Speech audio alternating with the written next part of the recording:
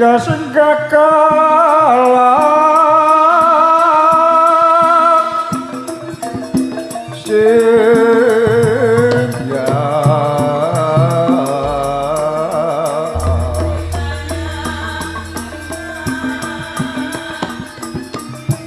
pada suminggat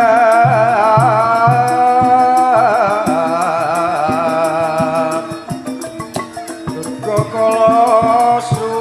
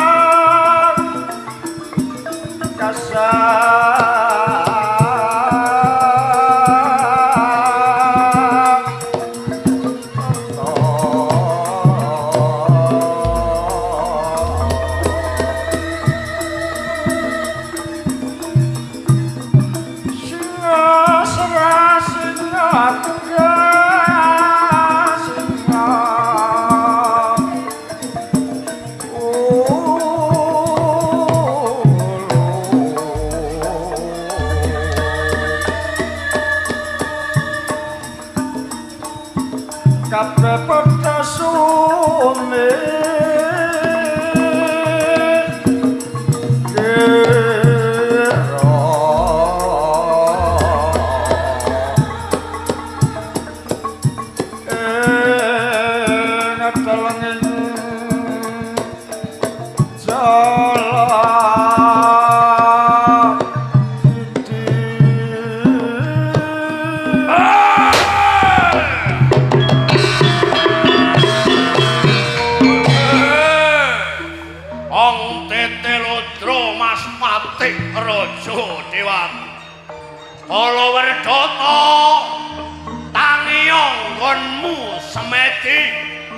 iki aku Kang Mas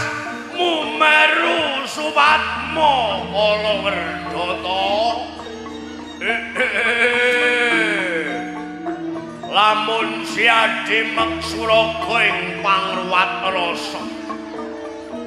ora ana paedahe ayi merga apa yen sliramu lali tak wenehi ngerti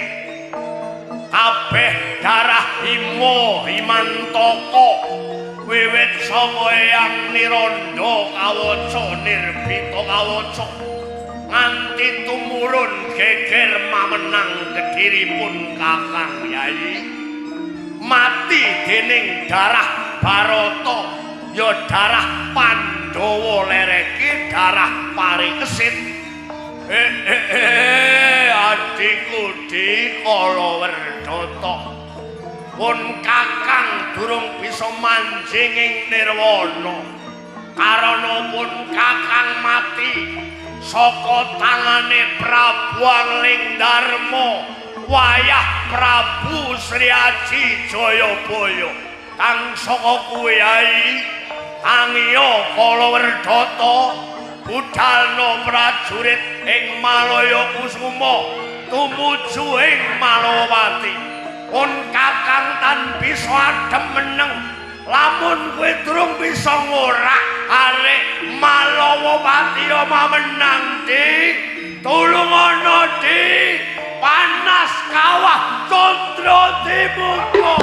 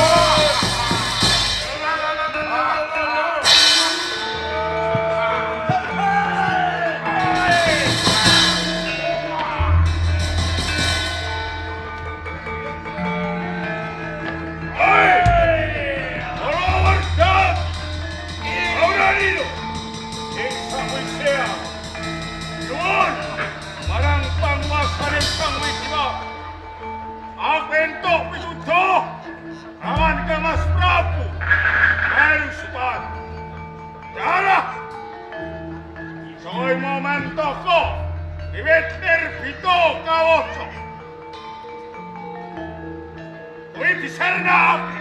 marang darah Baroto Pandowo yo darah Pandhawa kula ngene kuwi kula werdani siapake kabeh para yaksa ning Malaya Kusuma mulai Prabu Angkring Darma turun saka Parikesit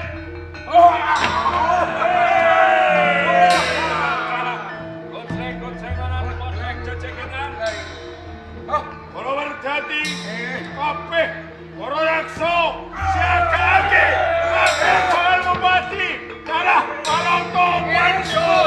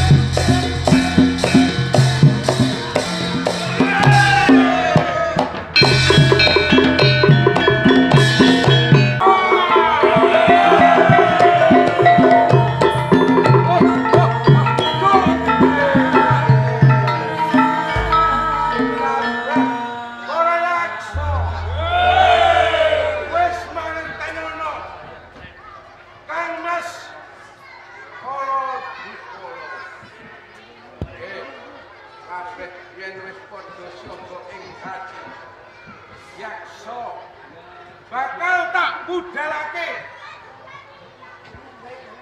nganggo titian lah kaya ngono bener Kang Mas iki dina awake dhewe tumuju ing Malawapati kang balekake patine kakangku mula sangka kuwi ayo padha ing gati ing Patarya ora usah dadak kesuwen ndak budalake aku kang maring apa-apa kakang para wiyaksa yo ing Patarya ngesti sanjata lumaksana magita-gita tanyo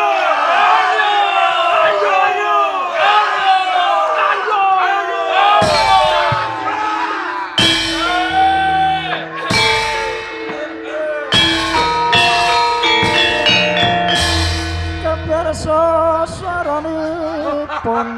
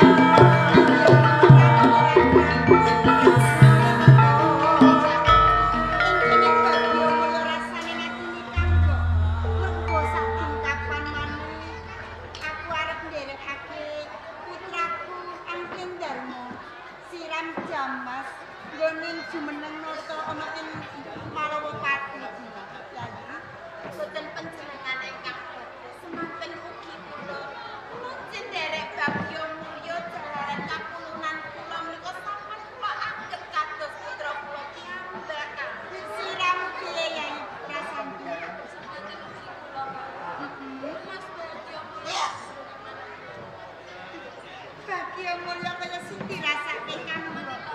Yen to ngono, ora sandadak kesuwen. Ewang-ewang ana kanggo nggone nyepake sinan jamas pupunanmu ya Yayi. Mesti kemawon kados ngaten sabya pensinan kita bya keluarga kula. Yen to ngono ae Yayi. Monggo kula dherekaken tamu. Ayo biasa.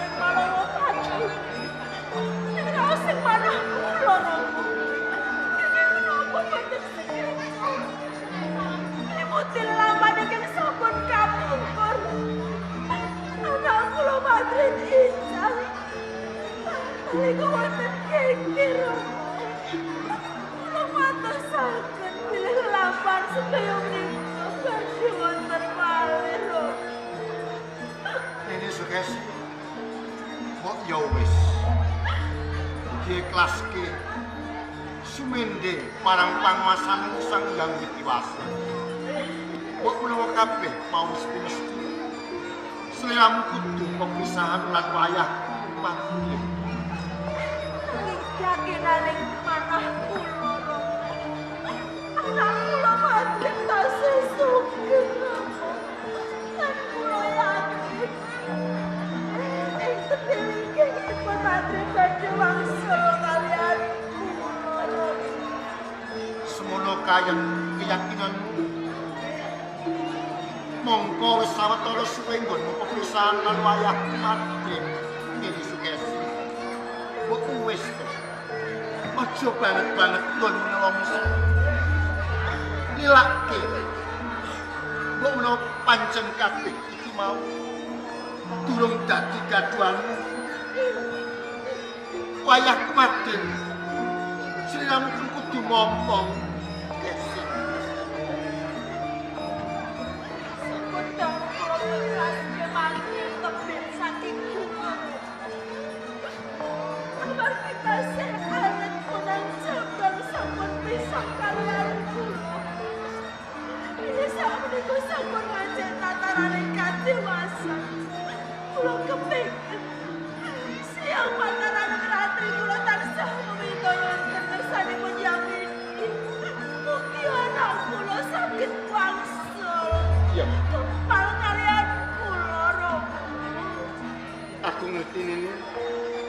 sepiro pinggeting rasamu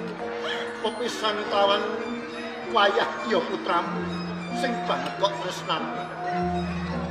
nanging ngono ing adicara siraman Kanalendran iki sawetara laleke ilake muga kabeh mau bisa kena kanggo pasinara.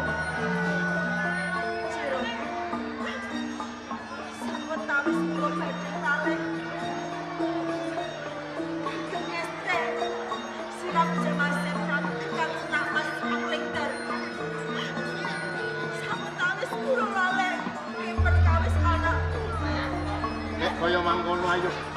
enggal nuju ing papan siraman Jamas Kanalendran mundak dadi pangantu-antu nak Mas Angkling Darmo lan liya-liyane ayo tak kirekake